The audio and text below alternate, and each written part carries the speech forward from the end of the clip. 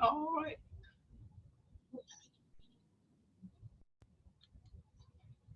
Well, good afternoon, everyone. I'm Angela Stewart. I am the archivist at the Margaret Walker Center at Jackson State University. And I am so happy to be here this afternoon for this Women's History Month seminar. I enjoyed Dr. Janice Neal Vincent's presentation earlier this afternoon, and I'm looking forward to doing mine this evening. I've known Meredith for a long time. My parents were good friends with her parents, Bob Coleman and Hazel Meredith Coleman Hall. And so I appreciate this opportunity to do this today. And what I'm going to be talking about is famous Black women writers. Meredith and I had talked earlier, and she asked everybody, "Do you know who Angela's favorite writer is, right?" And got everybody to say Margaret Walker. But I'm going to give everybody a chance to introduce themselves, and then we'll get started.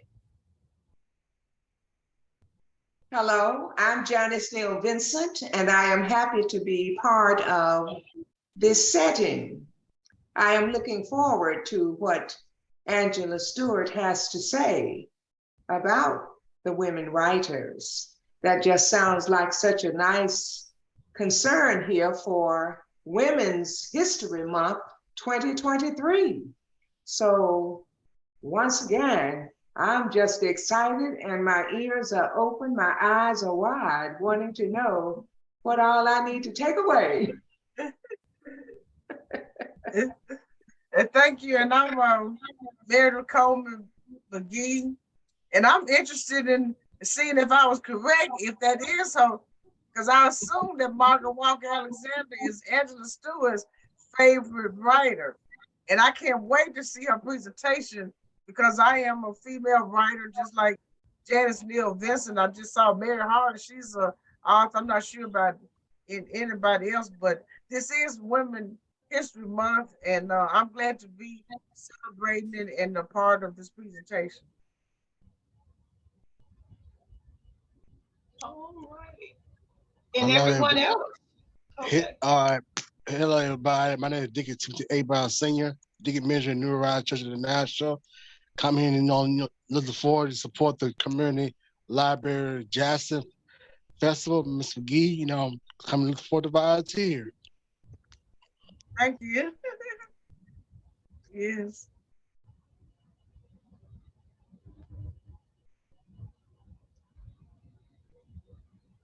Miss Hardy, would you like to introduce yourself?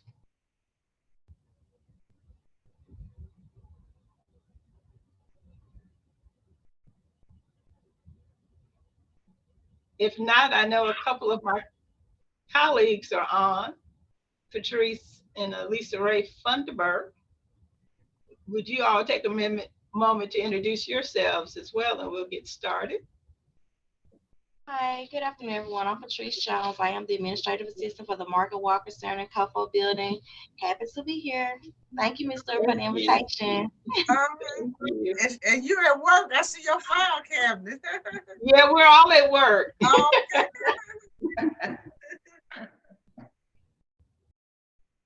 Hi, everyone. My name is Lisa Ray Funderburk, and I'm the oral historian for the Margaret Walker Center. Thank you, Elisa Ray, for coming. And Miss Hardy, Mary Hardy. Mary Hardy, Greenville, owner of the Book Gallery in Greenville, Mississippi. Thank you. Thank you so much, all of you, for being here. And I am going to share my screen. We'll get started with the presentation.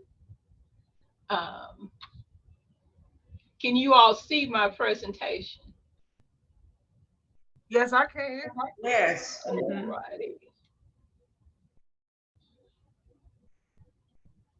Like I said, here again, I want to thank Meredith. Meredith has been doing so much wonderful work with writers and encouraging people to write and read.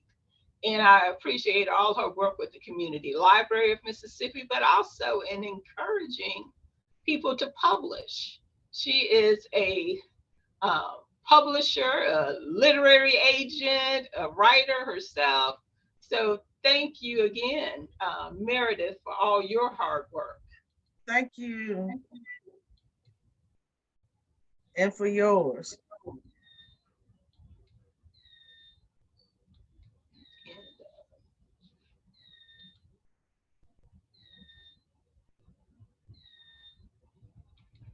And who is this a picture of? This is Oh, okay. Yeah, I'm going to start with this. Actually, I'm going to talk about three writers today. Phyllis Wheatley, Alice Dunbar Nelson, and Margaret Walker. Now, the image you see on the background is actually the artwork of Margaret Burroughs. Margaret Walker and Margaret Burroughs were great friends. They got to know each other in Chicago. Margaret Burroughs would go on to found the DuSable Museum, one of the first African American history museums. Patrice and Elisa Ray and I are all members of the Association of African American Museums. And Margaret Burroughs was one of the founders of that organization as well. So the artwork you see is artwork from Margaret Burroughs. She, in addition to being a writer and a museum founder, she was also a talented artist. Now, I like this quote from Sarah Hunt Blackwell. She says, "Blackness is a complex, often misunderstood existence that's chock full of joy, connection, sorrow, and love. Literature provides the space for the beautiful vastness of Black experiences to exist fully and unapologetically. And we owe much of Black storytelling to authors who command that space.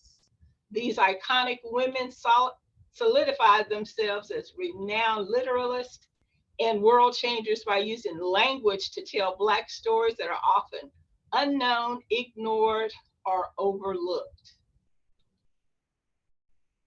And then Nancy Kang in the conversation says, "African American women writers have tackled the hard work of representing a diverse spectrum of lived and imagined experiences, including and especially their own.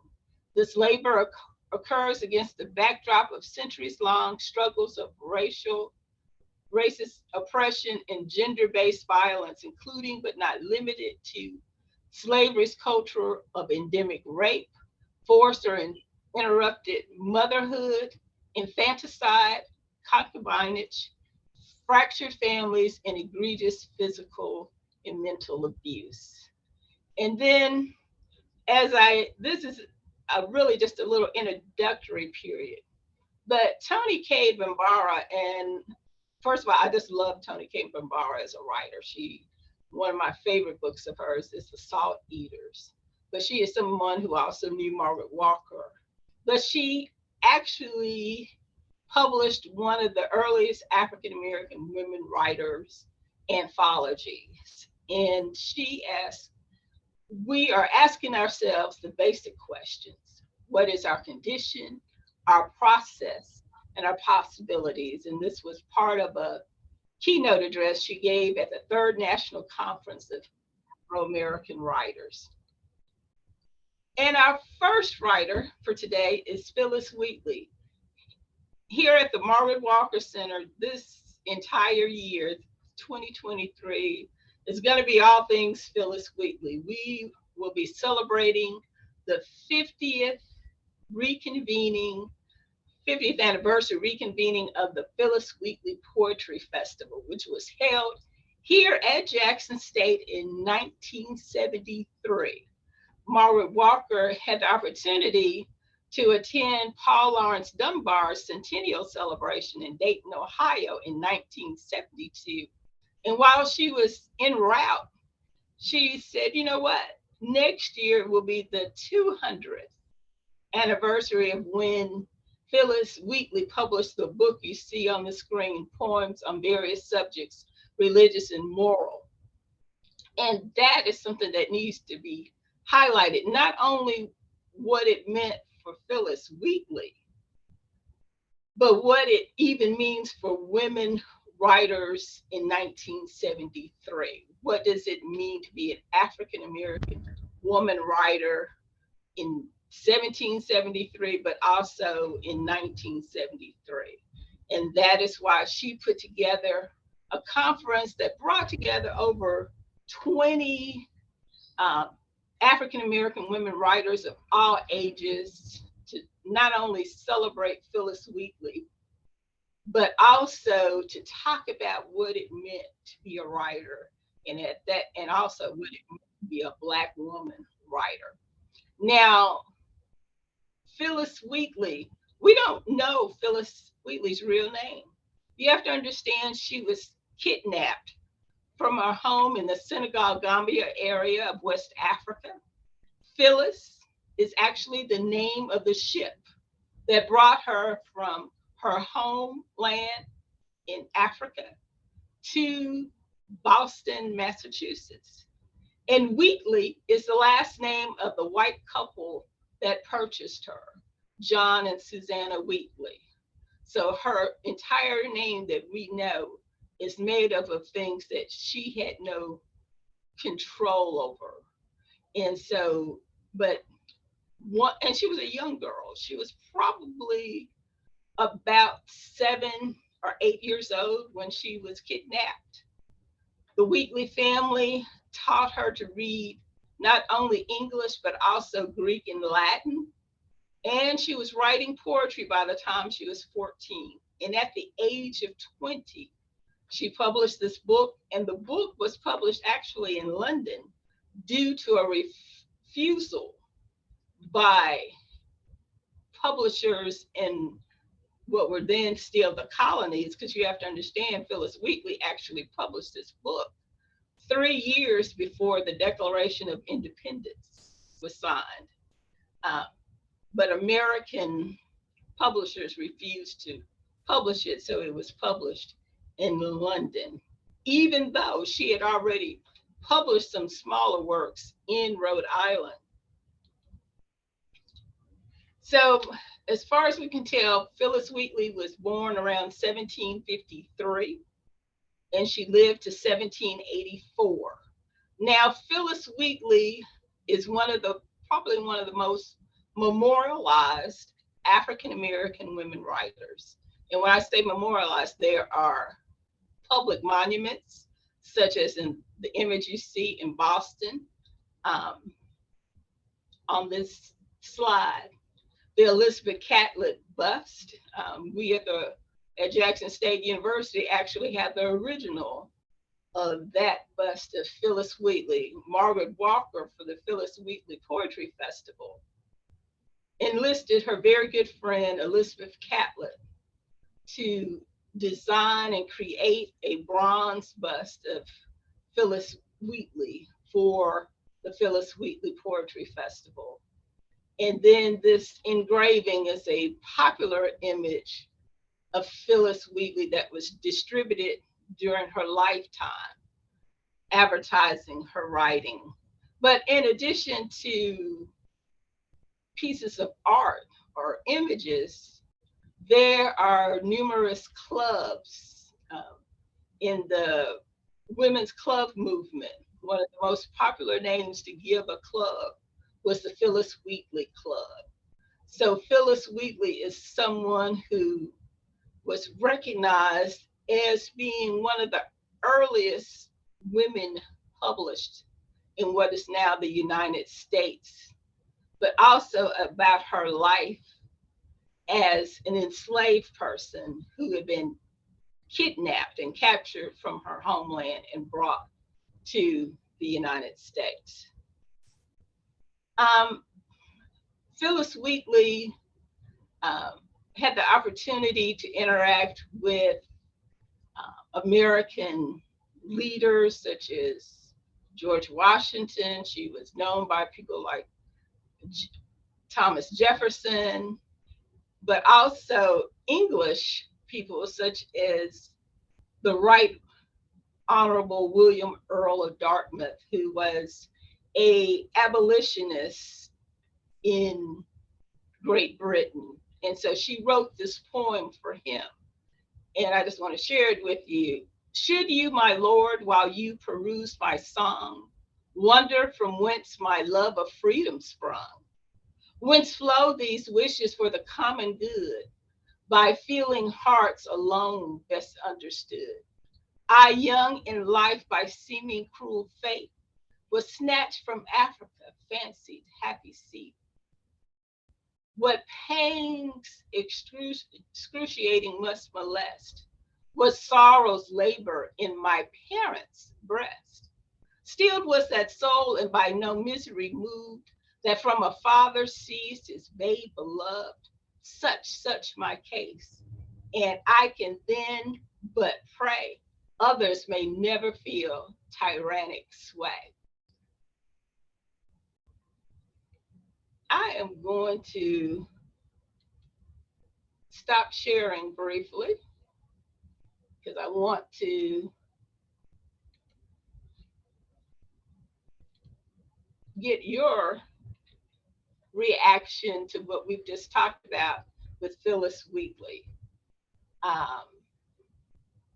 So anyone have any questions or any responses, especially to the poem she wrote about how her parents must have felt, her being snatched away from them as about a 7-year-old girl and kidnapped to America, and how she never wanted anybody else to go through that experience. You could feel the pain, but also it looks like she was young when she died. Do you know? She was Yeah, like, she was. She was a young woman when she died. You know, slavery was a traumatic experience, not just emotionally, but physically for individuals. You have to understand she had survived the Middle Passage and then come to America. She had gone to London. She had been married. You know, she had a number of experiences in her life, and it weakened her nowadays we would say it weakened her immune system. And she got very sick and she died as a young woman. So yes, she was young when she died. Anyone else? I'm thinking about the trauma that she must have experienced at such a young age. And looking at the ones who took her in, that had to be some kind of adjustment, no matter how the treatment may have been. Had to be some kind of adjustment there. And then to write, more than likely, given the gift of poetry, she would have to think about a lot of these things and put them in writing some kind of way. Then to die, I think at age 31, that was really very, very young. But given what she went through, we could say, in a sense, if her life was good with the man and the woman, that they helped her perhaps overcome a lot of things that she may not have been able to overcome if she had been in the hands of 2 other people. Because as I look at some from way back, some of the pieces that I had read, it was like she was writing in terms of the life she was living, writing that way. And I think she was trying to get someone to understand some things about her life that person had not lived.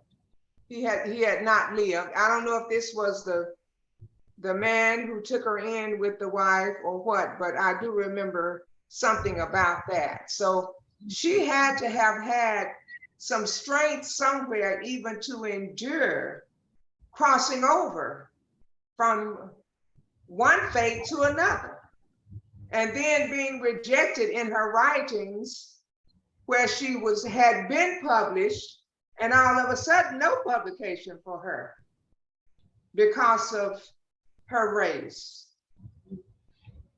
And you keep saying taken in.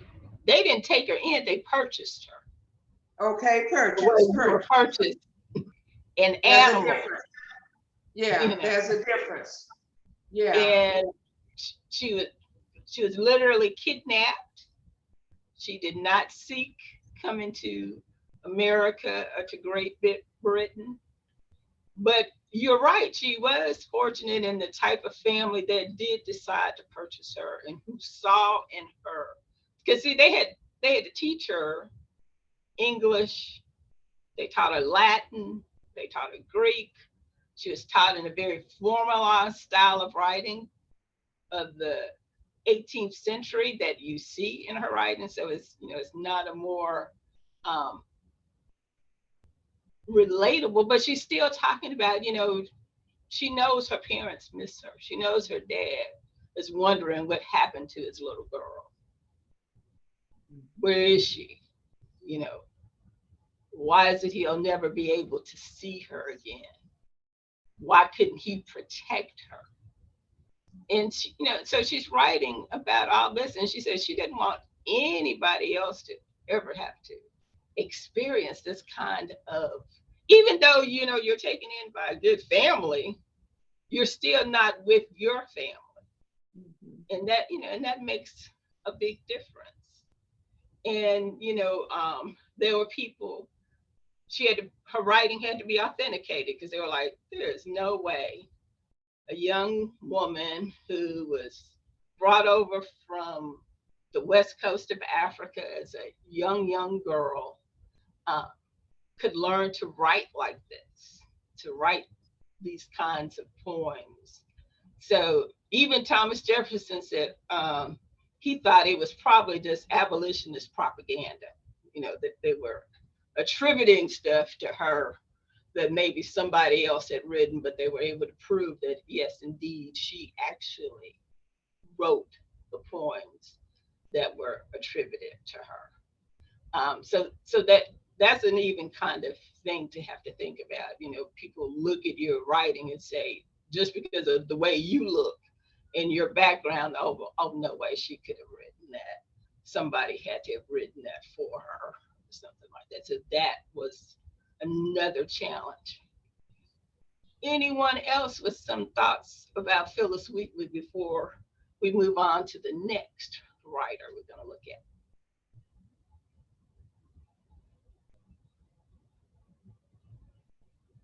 Well, I just wanted to say, one of the things that I was thinking about from your last statement was that you said Thomas Jefferson, he was promoting the propaganda that Africans were unintelligent and incapable of writing and being literate, which was a total fabrication, because we started the universities and our Moors had a library in their house. I mean, so, but that was the way the white power structure wanted to set it up. Yes, because you have to understand. Go ahead, Dr. Vincent. I was just going to, when you were talking, I was thinking about the life of Thomas Jefferson. And I know that this is not the platform for him, but his entire life there with his slaves was contradictory in terms of what he was doing across the nation. So I'm pretty sure in my mind that a lot of that hypocrisy went on during that time as it is today. But my point here is a man who was living ironically and is still questioned about the depths of his life, his relations with his slaves, and we know the story about the raping of the 12 or 14-year-old and a Hollywood drama that came out. And for him to make a comment like you mentioned is so contrary to the life that he lived. It just doesn't make any sense, but at the same time, to blind the public about who he was and then to be there and never free the slaves, that just doesn't make any sense. And the Hollywood drama to show they were all happy with him, he was happy with them, that could not have been so in a realistic point of view. I just wanted to say that since you brought his name up. And that is so true. And thank you for that. And now we're going to move to our second writer.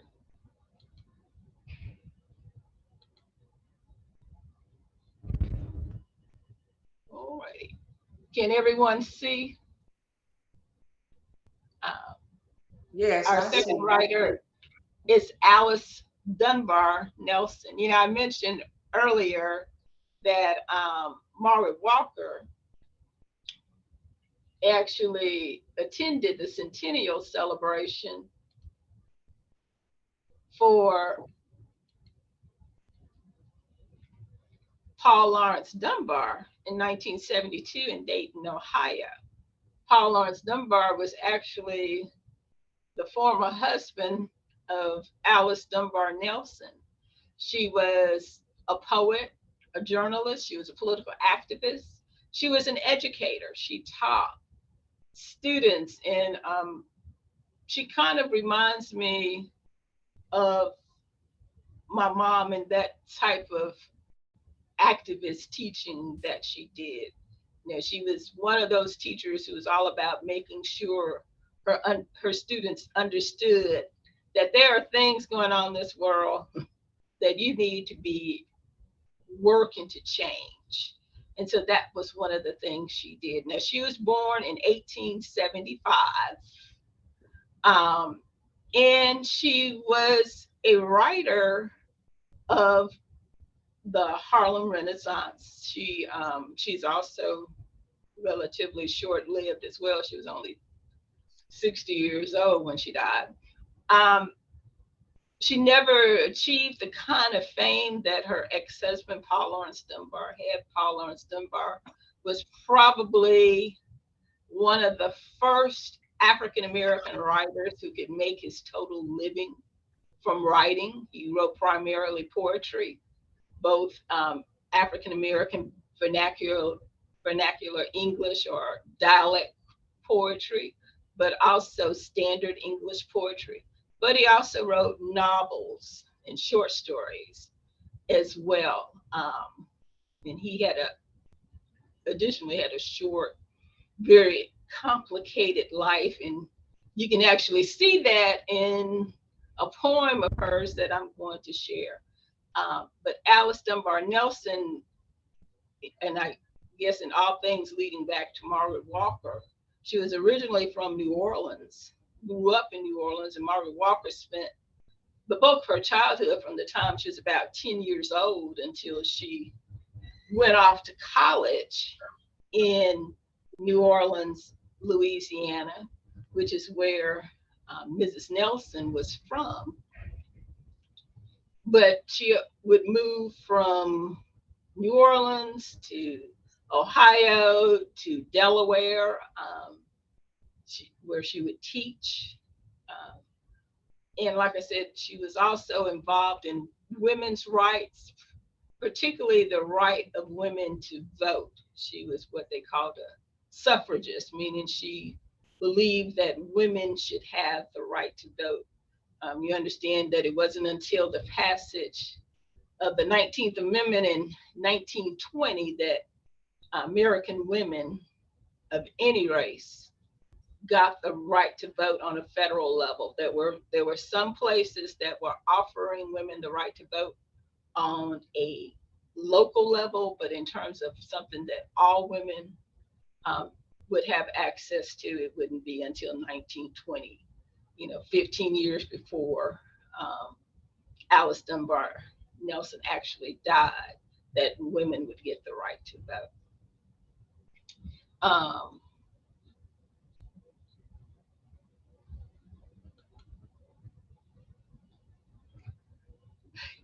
Her other connection to Margaret Walker is she graduated from what was then called Straight University. It's now Dillard University.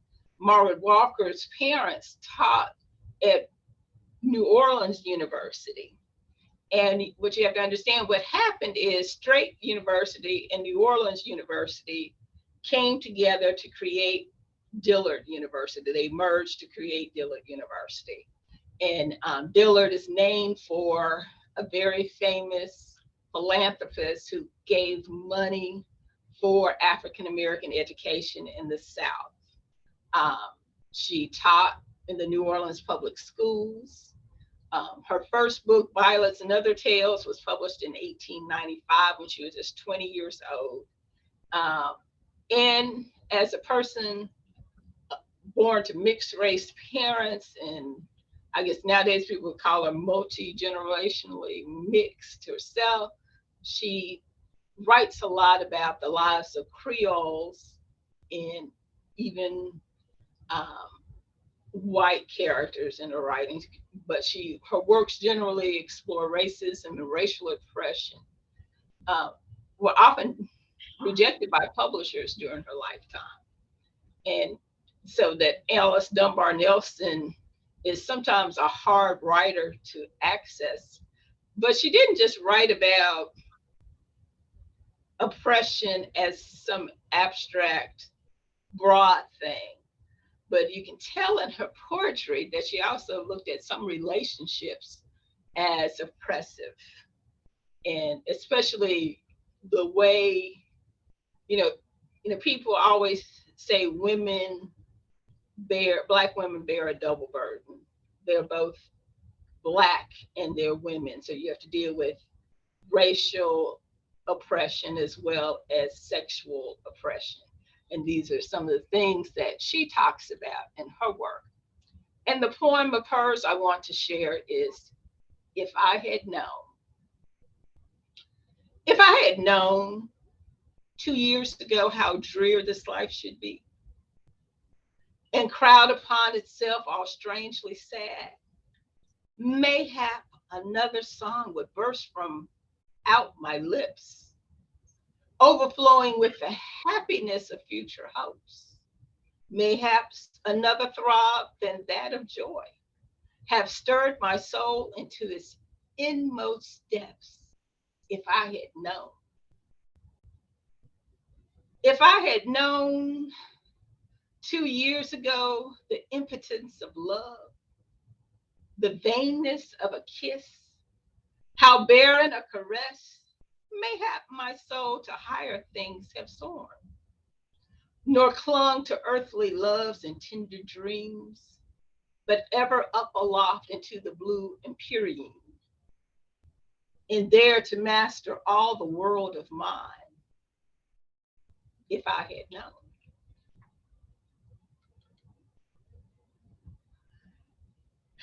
And as I mentioned, she taught, she wrote, she was married several times in addition to Paul Laurence Dunbar. She was married to Arthur Callis, and then to her last husband, Robert Nelson.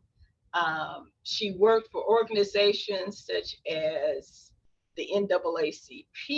She was co-editor of the AMU Churches Review. She worked for the passage of the Dyer anti-lynching bill, and she published in Black publications such as Crisis, Ebony and Topaz, and Opportunity. She also edited the Dunbar Speaker and Entertainer in 1920, and she co-edited with her last husband, Robert Nelson, a newspaper, the Wilmington Advocate. She died in 1935 in Philadelphia, Pennsylvania.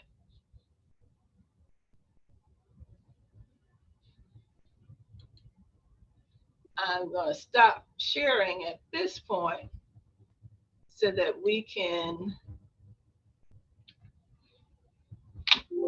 talk a little bit about Alice Dunbar Nelson.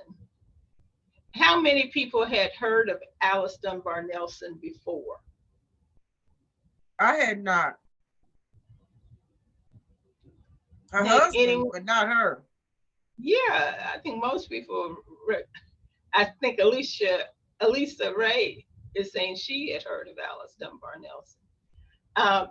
But Meredith, I was like you. I grew up hearing the poetry of Paul Laurence Dunbar.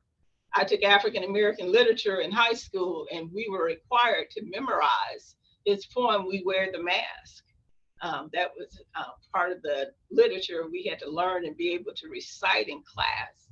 But I had never been exposed to the poetry of his ex-wife, and I found her poetry so compelling and so, to me, authentic and raw sometimes in terms of what she talks about.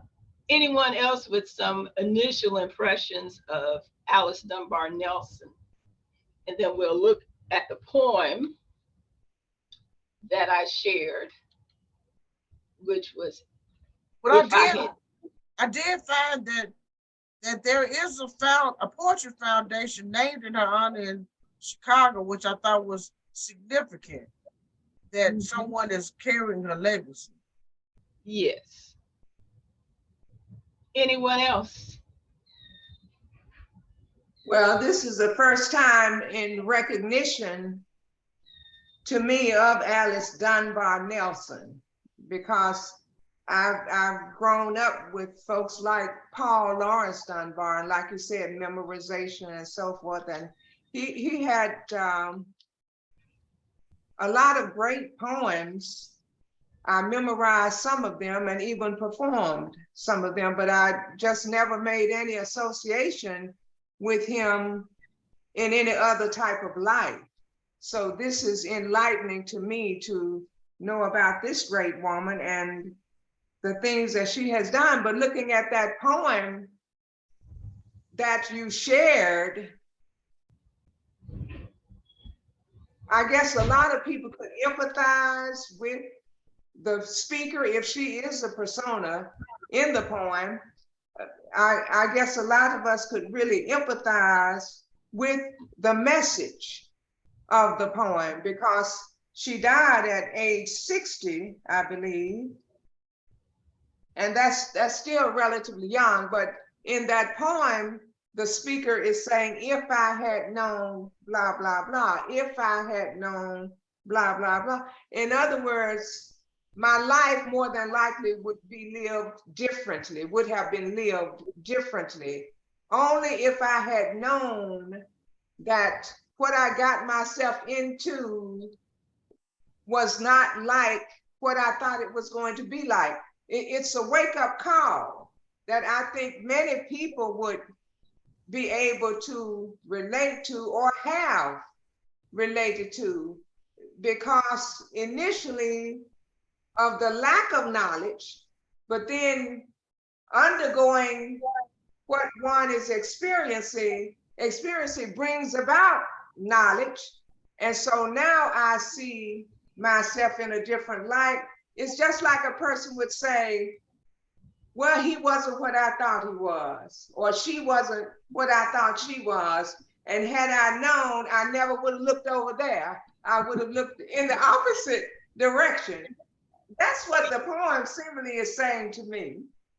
Yeah, and what you have to understand, because you really kind of hit it on the head, she was married 3 times. Her first marriage to Paul Laurence Dunbar was very difficult because Paul Laurence Dunbar was a difficult person. He struggled with alcoholism. He wrote dialect or African American vernacular poetry, like When Melindy Sings, When They Listed Colored Soldiers, Antebellum Sermon, but he didn't like writing that kind of poetry. So oftentimes he would take the same subject that he would write in what he had to write in order to get published, and write it in what he wanted to write, which is usually standard English sonnets or poems. For example, he has a couple of poems that deal with the idea of African Americans participating in the United States Civil War. One comes from a woman's perspective when they listed colored soldiers, and she's talking about her boyfriend, her future husband, being, called to go to the Civil War.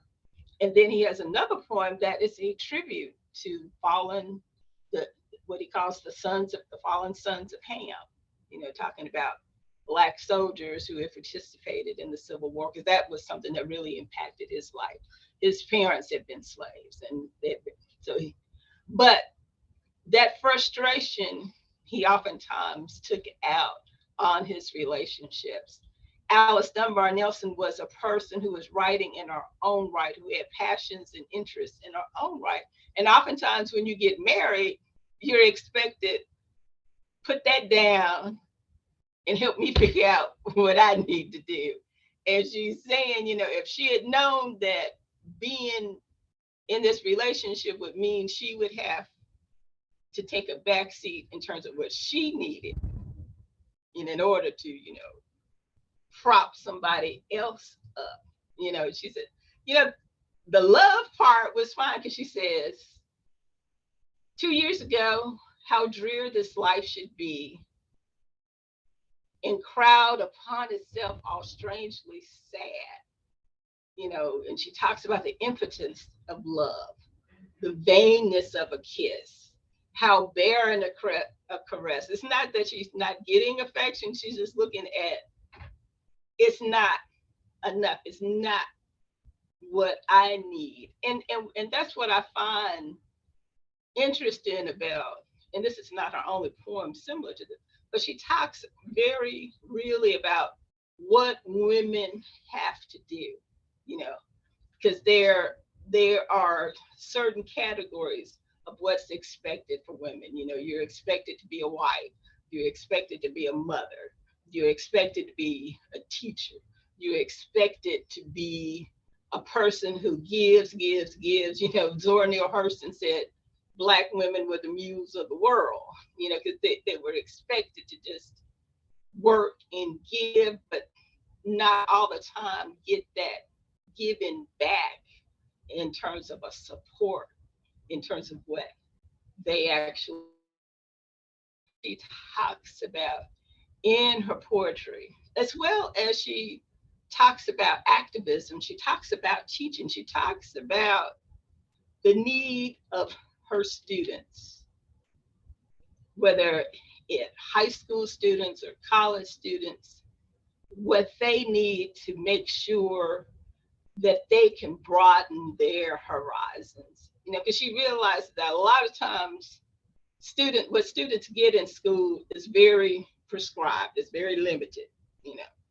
You're supposed to learn your ABCs and your 1, 2, 3s, but not really think in depth about, what am I living for? What would I die for? What are things that I can do to make not only my life better or my family's life better, but my community's life better?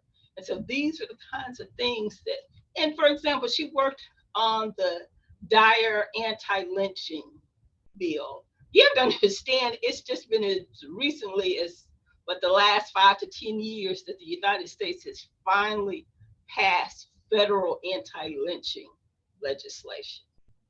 So this was something she was passionate about, making sure some kind of anti-lynching bill would be passed. So these were all the kinds of interests she had, and they show up in her writing, whether it's her poetry. She and her last husband edited a newspaper in Wilmington, Delaware, the Wilmington Advocate. And that, because it's about because her ultimate passion, I think, is education and being a teacher. And Does she have children?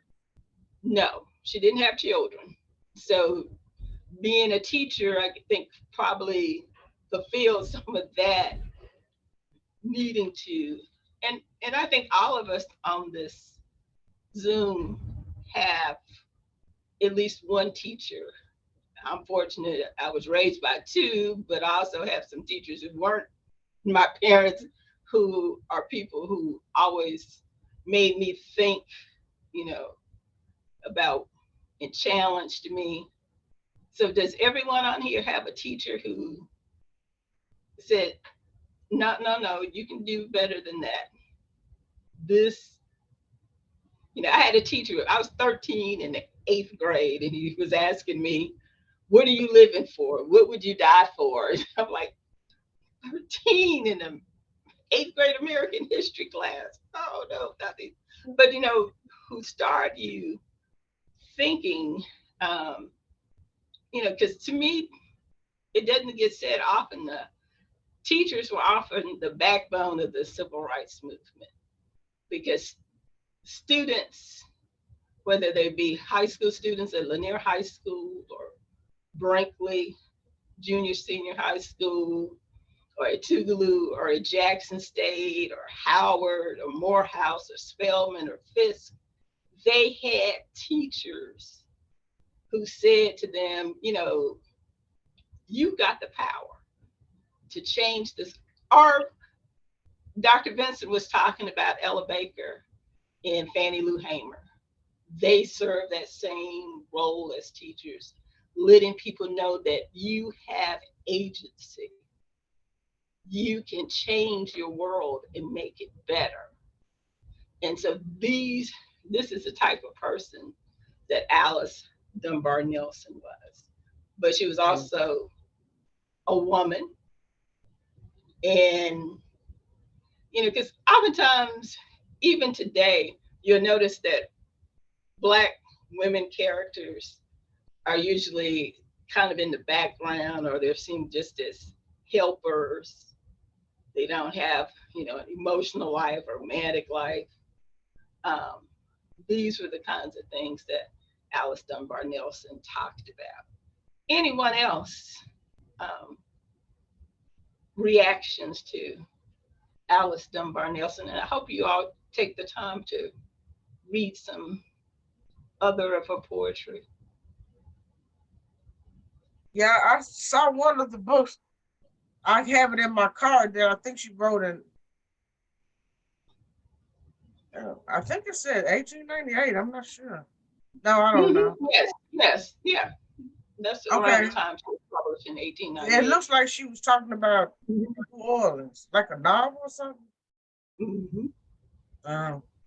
So she wrote more than poetry. Born and raised in New Orleans. That's where she was from. Yeah, that was home for her. Yeah, but teachers are inspiring many, many, many, many people. Somebody is coming in. All righty. Anyone else? Well, we're going to move on and look at, as Meredith said earlier, my favorite writer. Is that you? Margaret Walker. Margaret Walker. In her life and work. And I'm going to share again. What, is she your favorite? Yes. Okay. Can everyone see this beautiful picture of Margaret Walker? Yes. Yeah, Margaret Walker was born July 7th, 1915. Wow. In Birmingham, Alabama. And you have to understand the significance of 1915. Black people refer to 1915 as the half century, because that meant 1915 represented 50 years since the end of slavery. So it was celebrated as that half century anniversary of the end of slavery. And that's the year that Margaret Walker was born. And she says, because she's into numbers and things like that that she was born on July 7th, 1915. She was the oldest child of two children who were the seventh born in their families. So 7 was a significant number for her. Her family lived briefly in Birmingham. Her dad was a preaching teacher. He had gotten a bachelor's degree in theology from Gammon Theological Seminary in Atlanta, what's now the ITC, or Interdenominational Theological Center. And he had gone on to get a master's in theology from Northwestern University in Evanston, Illinois. Her dad had come from Jamaica to the United States, kind of like Marcus Garvey. They were both interested in getting to know and getting to work with Booker T. Washington. And both of them were a little too late, because also significant in 1915, in November 1915, Booker T. Washington died. He had been assaulted, and he never fully recovered from the attack. And he died at Tuskegee in November 1915. Booker T. Washington stepped up to the plate and took the mantle from Frederick Douglass. From the 1850s until his death in 1896, Frederick Douglass had been considered the spokesman of Black America.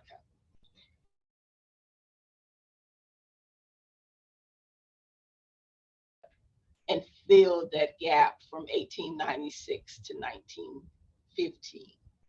And he supported and pushed a form of education that encouraged students to think about getting a economic base before anything else. So that, was one of the things about Booker T. Washington. But Booker T. Washington has a legacy that still exists today in terms of Tuskegee University in Tuskegee, Alabama.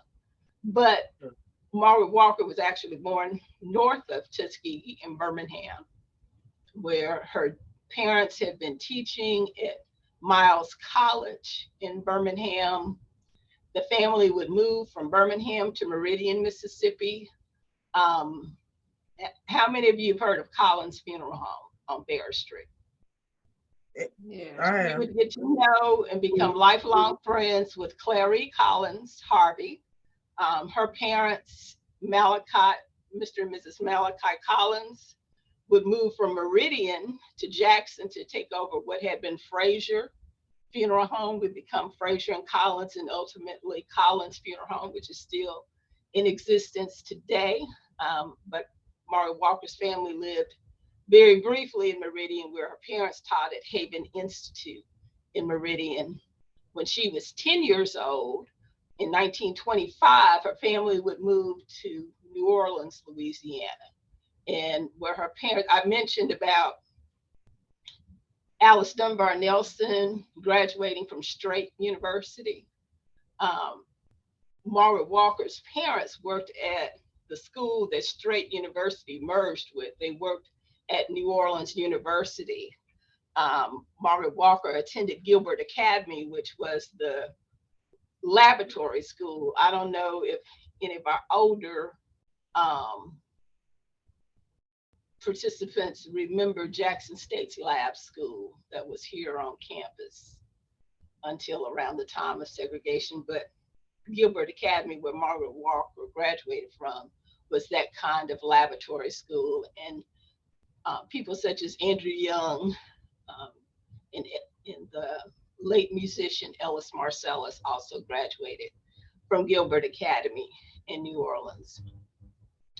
Margaret Walker had the opportunity to hear Langston Hughes recite poetry. Mary McLeod Bethune, founder of what's now known as Bethune-Cookman University in Daytona Beach, Florida, was a leader in her own right. She was one of the founders of the National Council of Negro Women. She was active as a member of what was called President Franklin Delano Roosevelt's kitchen cabinet. and an influential speaker in her own right. And she encouraged Langston Hughes to travel throughout the South, particularly to historically Black colleges and universities in the South, to give what she called poetry recitals. And he came, for example, he would leave Chicago on that train called the City of New Orleans, and he would stop at places like Jackson State, the Piney Wood School, before ultimately ending up in New Orleans, which is where Margaret Walker heard him recite his poetry. Now, Margaret had been writing poetry since she was a young girl. Matter of fact, her dad had given her a date book, a 365-page date book, yearbook, and challenged her to write something every day, and she did that. And her parents said, "You need to share your poetry with Langston Hughes." And initially she was like, "Oh, okay, yeah." But then when she actually saw him, she got scared and she kind of stepped back. And her parents said, "Did you share your poetry?" She's like, "No, ma'am." She said, "Get right back in line." And she ultimately did. And Langston Hughes was so impressed with her work that he encouraged her parents to send her out of state, out of the South, to college. And it's interesting, not only had he been making that recommendation, but the leader of the school where she was going, where she was attending, Gilbert Academy, and like I said, it was affiliated with what is now Dillard University, said, "Well, if she's not going to come here, she needs to go to a white school." That was what was said. And since her dad had graduated from Northwestern in Evanston, he took Margaret and her younger sister Mercedes to Evanston, Illinois, where they enrolled Margaret as a junior and Mercedes as a freshman at Northwestern University in Evanston, Illinois. Her sister was training to become a concert pianist. Margaret Walker studied English, and when she graduated from Northwestern, she decided to stay in the Chicago area in Chicago, and ultimately ended up working for the Works Progress Administration and then the Federal Writers Project, where she got to know writers like Richard Wright. And now she had been published before this. She was published as a teenager in New Orleans. She wrote an essay, "What is to Become of Us?" Then in 1934, W.E.B. Du Bois had published her poem Daydreams, or as she called it then, or I Want to Write, as it's titled now, in one of the last issues of the Crisis magazine he personally edited. So it was May 1934 when she published I Want to Write or Daydreams in that. And then in 1937, Margaret Walker had grown up on a college campus, and she had gone to the library and she saw the journals. I don't know if you've been in the library, see how they display magazines. And she saw the poetry journal, and she always said, "I'm going to be published in that magazine." And so she published For My People in 1937 in the poetry journal. She would, after working for the Works Progress Administration, she would decide to go to graduate school at the State University of Iowa in Iowa City. They had a spanking brand new program called the Writers Workshop, which allowed people, instead of writing a traditional research-based thesis, to work on creative works as their ultimate product for their master's program. So what she ended up, she put together a book of poetry called For My People that included the poem she published in 1937. And in 1942, she became the first African American to win the Yale Younger Poets Award for that book of poetry, For My People. 49, she would move to Jackson, Mississippi to teach at Jackson State University. She had taught briefly at West Virginia State and also Livingstone College in North Carolina, but ultimately she would spend the bulk of her academic career teaching at Jackson State University. She would put together in 1952 the 75th anniversary celebration for Jackson State. And she would invite and bring to campus Langston Hughes, Sterling A. Brown, Arnold Bontemps, Owen Dodson, Robert Hayden, Melvin Tosin, and other writers. So she was about making sure students were exposed to writers, talented writers. So that's in 1952. She did that. In 1968, she founded where I work. She founded it as the Institute for the Study of the History, Life, and Culture of Black People. In 1968, as a Black Studies Institute. And then from 1968 until after her retirement, it was primarily a programming arm at Jackson State. She hosted things like the National Day and the Phyllis Wheatley Poetry Festival that we talked about earlier, and other conferences. So, but she also continued to write. She was also a wife and a mother and a grandmother. So all of these went into making her who she was. And the poem I want to share from her, most of us know about For My People, but she also wrote a poem, and I work here at the Margaret Walker Center as the archivist. And that means when people are doing research, they contact me because they want to find information. One of the most popular poems that we have in terms of research is Lineage. It's used in state English tests, during No Child Left Behind.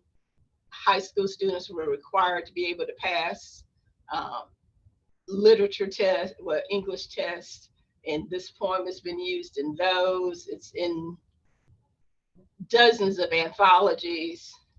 Margaret Walker grew up in a household with her grandmother. Her grandmother moved in the month before she was born and was there until her grandmother died in the 1940s. So she published a poem that was a tribute to her grandmother.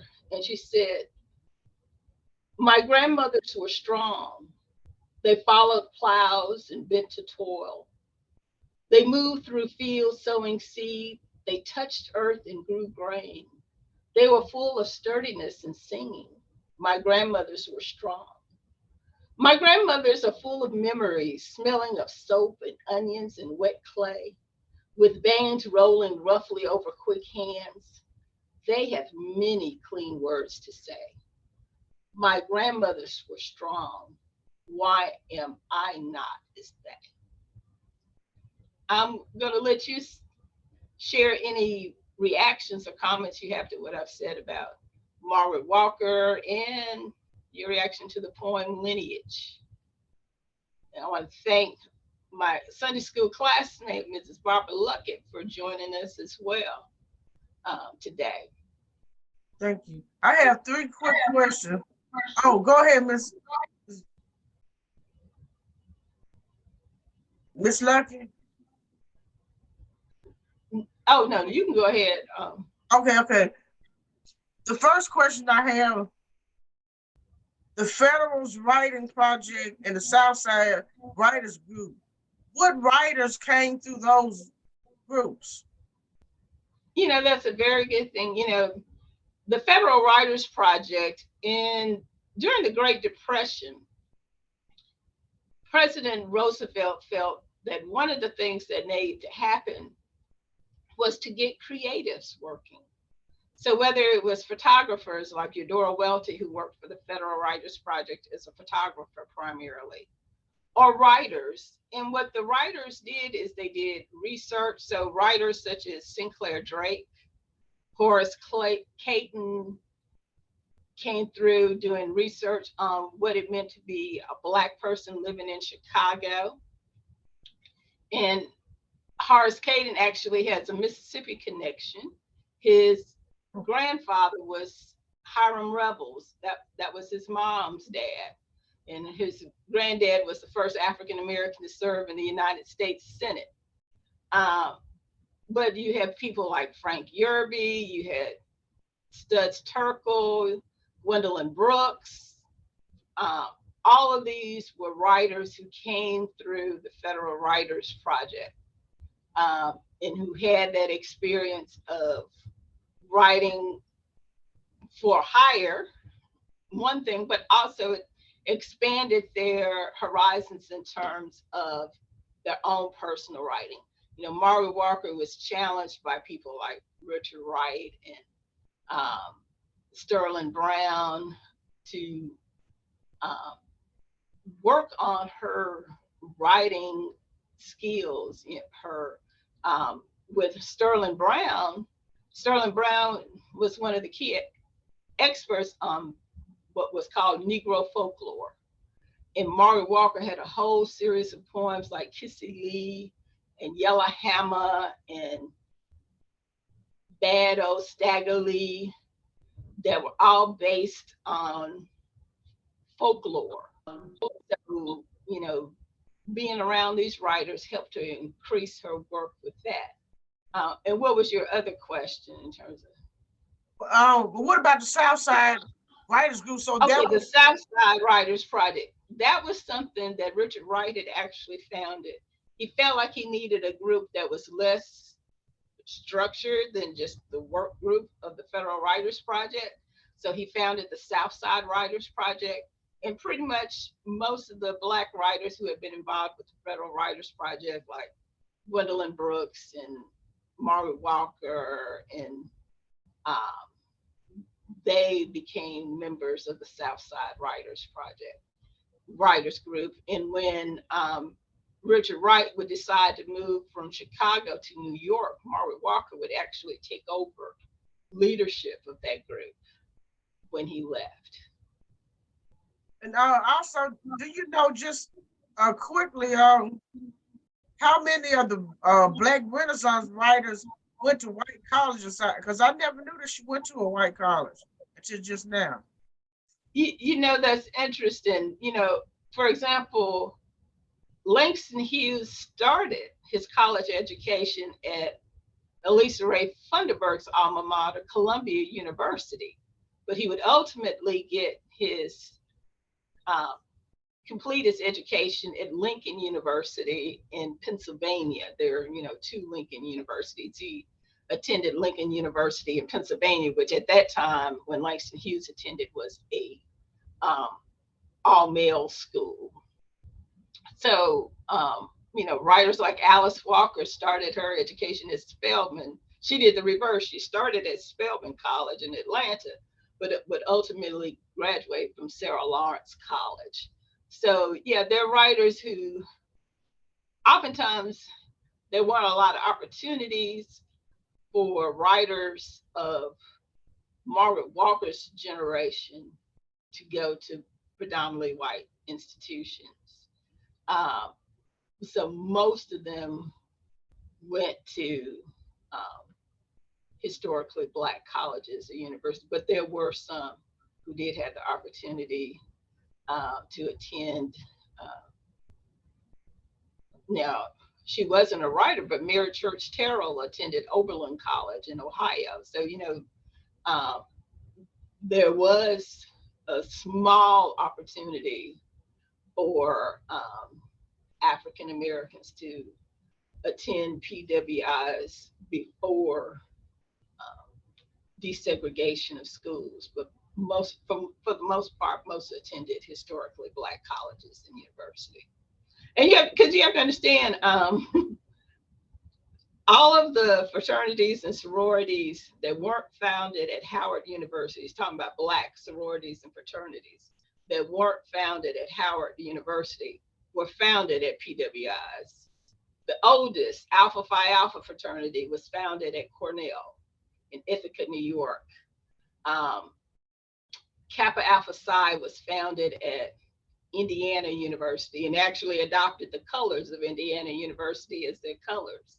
Sigma Gamma Rho was founded at Butler University. So in, I believe, most of the rest were founded at Howard University in Washington, D.C., which is an HBCU.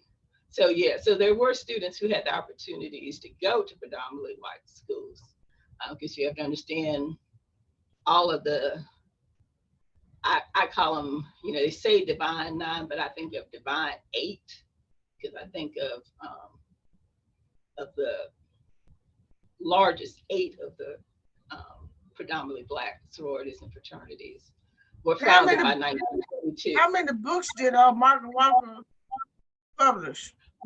Margaret Walker published 5 books of poetry, 3 books of essays. She has a book of interviews. She has a biography of Richard Wright called Demonic Genius. She had the opportunity with the death of Horace Caden to take on his project of writing a full-length biography of Richard Wright, and that's what she wrote. She published 1 novel, and that was Jubilee. She published that in 1966, and it was the story of her family, of her great-grandmother, her grandmother, her great-grandfather, and their experiences as they transitioned from slavery to freedom. What was her best-selling book? Her best-selling book is probably still Jubilee.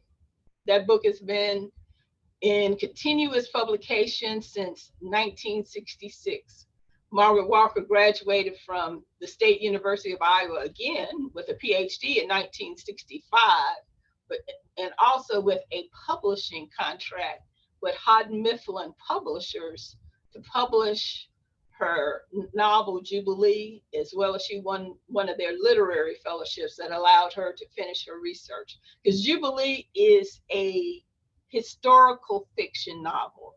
It actually began a new genre, a type of writing called neo-slave narratives. Slave narratives originally have been the stories of people who had actually been enslaved. So you had the story of Sojourner Truth, or Frederick Douglass, or Harriet Jacobs, or 12 Years a Slave is the story of Solomon Northup. They're about people who had actually been enslaved. A neo-slave narrative is usually a fictionalized version of slave experiences, often with a lot of realness to them. For example, Toni Morrison's novel Beloved is actually based on a real life story, the story of what happened to Margaret Garner and her children as she was captured and taken back into enslavement in Ohio. Yeah. So that's what a neo-slave narrative is. Jubilee was the first of that genre to be written. Okay. Well, we went over just a little bit, but this was a very, very informative presentation. And I just wanted to say thank you so much for it. And also, I wanted to ask people if you could just take the time to download the evaluation so that we could present the evaluations to the Mississippi Humanities Council, who has provided funding for Community Library Mississippi Speaking Series. And I think this is a part of the History Speaking Series. Today, of course, this is a Women's History Month. I see somebody opening up one. Yeah. Oh, that's you, Angela. Yeah, that's me. Okay.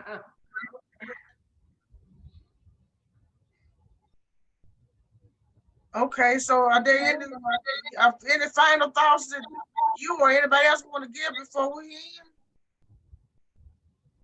I just want to congratulate Angela for such an excellent presentation. And of course, Mary Emma Graham. Yes. I'm still reading this. I'm about halfway with The House Where My Soul Lives by Mary Emma Graham. this is such an excellent book, which gives great insight into the life of Margaret. And I could see so many things in Margaret as a result of this publication.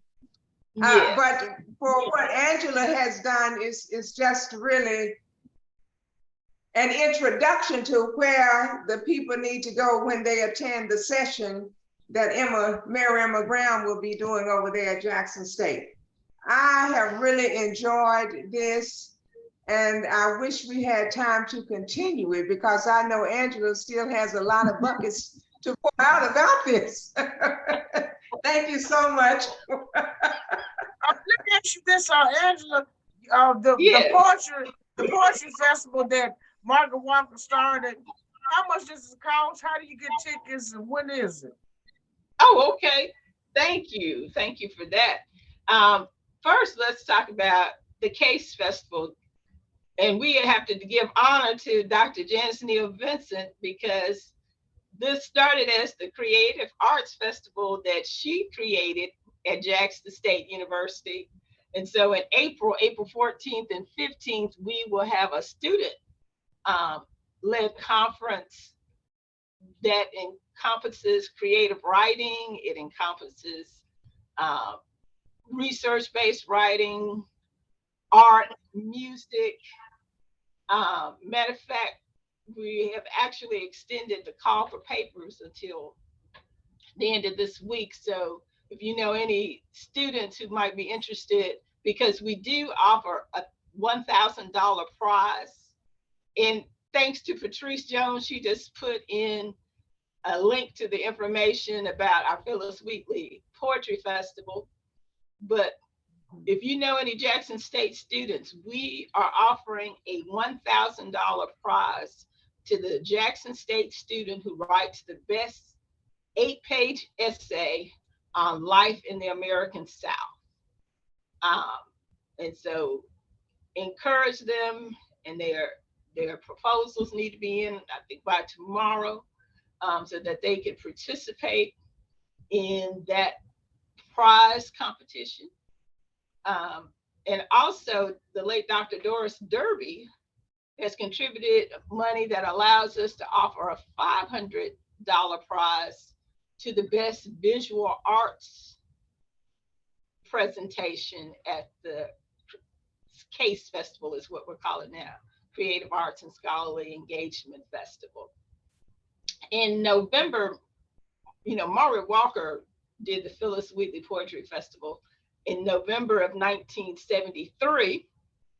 So for the reunion, we're doing November 1st through 4th, 2023.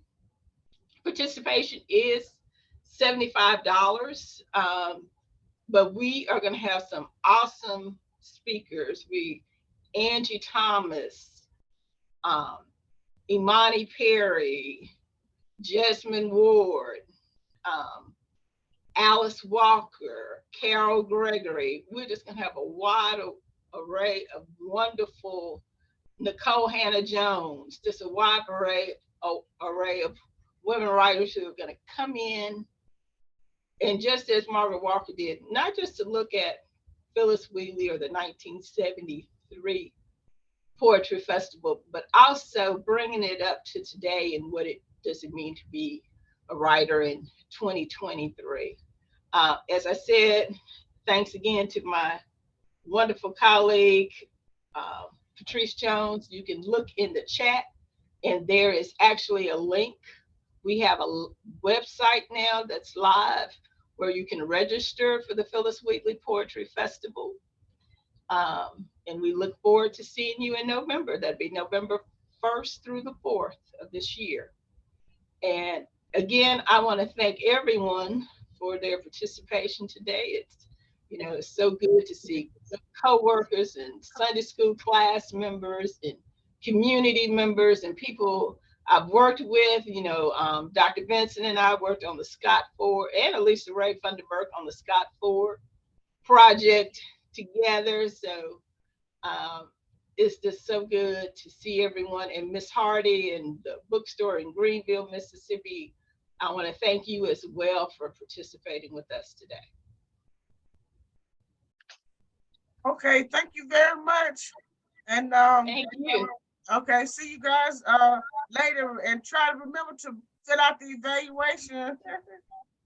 Oh, okay. And who do they need to get these evaluations back to? Email them to Community Library, Mississippi, Oh, okay. which I think a lot of them have the email because I sent the original link to them through Community Library